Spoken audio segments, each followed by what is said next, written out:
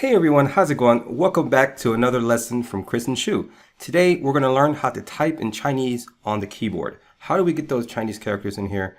We actually had a request from our YouTube channel. Yi Jin says, can you do a lesson on typing in Chinese on the keyboard and cell phone? And we said, hey, you know what? That's a great idea. We'd love to do that.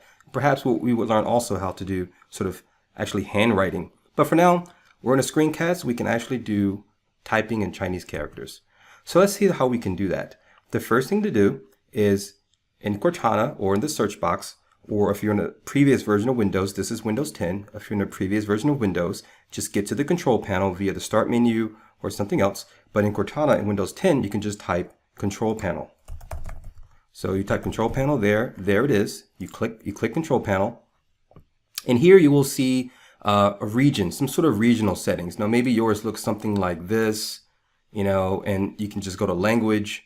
Right? Or it looks something like this. And again, you can go to language. But for here, I'm just going to say keep it standard.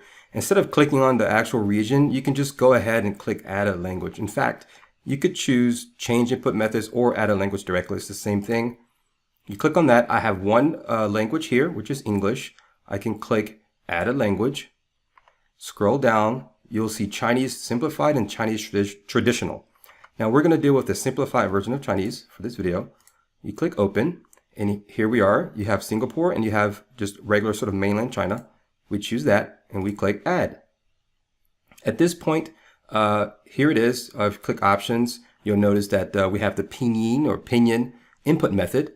There's also a language pack here, which is nice because once you download the language pack, software tools such as Microsoft Word and other tools can have that sort of built-in spell checkers, etc.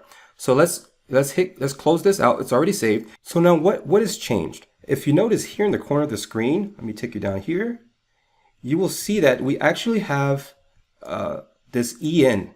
Do you see it? So we basically, if we click on this, what we'll see is we will have a choice between English and Chinese. We can simply select Chinese, and you'll notice all of these things pop up. We'll talk about this in a second, but just know that that's the pinyin symbol. And this is sort of the character symbol. And you see it says shift. That's kind of how we switch between pinyin and sort of regular. So now let's zoom out and let's type ni hao. Ni. When I type ni, you will see sort of the Chinese characters for ni. These are other variations of ni, but you see we don't have a tone on it, a tone on top of any of the letters. And so there's a bunch of choices that it could be. But there's numbers beside it as well. If we hit the number 1, it'll just turn to ni. So when we type hao, and we choose number 1, that's what we want. Also, you can type them together. And here it is again. This is telling you that, hey, this document contains Chinese. You can use the language, but I'm going to skip that for now. And I'm going to type a string of characters together. Ni hao ma. And as you can see, the whole sentence is there, and I can just type it like that. So it's pretty good. It's pretty easy. If I want to say, something like 我的名字叫, and then my name, Chris, instead of typing Chris, you see what happens? This comes up. So what I can do is I can hit number 1, and then I can just hit shift. And when I hit shift, if you notice that character down here changed. Shift, that means you're going to type in Chinese characters. Shift is Chinese characters. I hit shift again, and now I'm back to regular. So when I type, it goes Chris. And I can type more, or if I hit shift again, you can type ni hao. And there you go. Also, coming over to translators, you can come to Bing Translator here, translator.bing.com or bing.com/translator, and you can type in same thing. You can say ni hao, and it says, how are you doing? And obviously they have different variations of different things. They also have volume here. This actually wasn't here before, but you can actually speak into the mic and put that there, or you can hear how this sounds. 你好，你好。 And you can switch between a female's voice. This is actually new. I didn't see this before.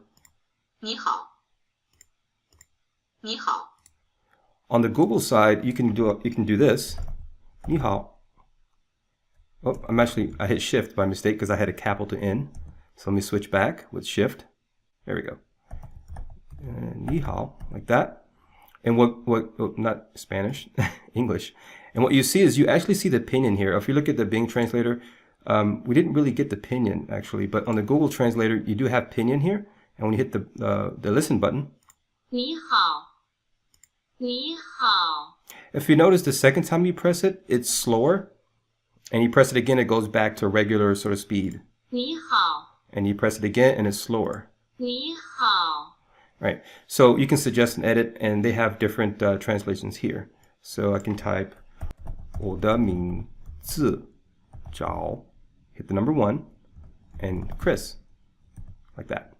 So that popped up again because I made a capital C. Otherwise, it wouldn't have. So when you look at the translation, it's my name is Chris, right? And you can listen to it. 我的名字叫克里斯。克里斯, that's what they call me in China, actually. They call me 克里斯. That's kind of how they say Chris.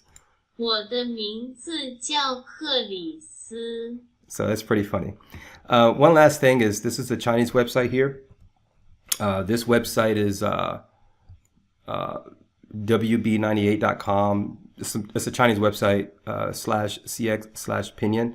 And basically what that does is you can type in Chinese characters here, like 你好, and it'll print out the pinyin with all the tones and everything. So similar to Google Translator, actually, but this is good. And when we're generating slides and we want to just have sort of pinyin letters on the slides that you see in the videos, we basically just can come here to this website, type in the Chinese characters, and copy paste these tones here. So that's pretty much it. Thank you guys for tuning in. If you like this video, please hit the like button. Also, I have homework for you, actually a bonus. And you probably saw this tab pop up, forgot to open it up. This is our Steemit account. This is an account that we have on Steemit. All this information is public. It's a new platform where if you're going to, comment on people's videos and thumbs up and all those things, you can actually get paid to do that because you're actually curating content. So Steemit runs on what's called blockchain technology, which they have their sort of own version of a currency, which can get converted to fiat currency, which is US dollars or from whatever country you're from. And you can come here and comment. And for example, I can come to lesson 12 and do some comment. In fact, like if I were to do this one, for example, you come down here and you'll see people have commented and say, hey, glad to see you, welcome. And I can upvote his comment here. And it'll upvote so he can possibly even get paid for his comments.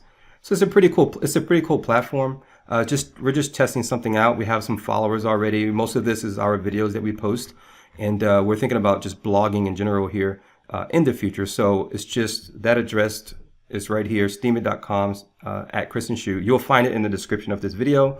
Check it out, and that's it. So thanks for tuning in, guys. Take care. 再见.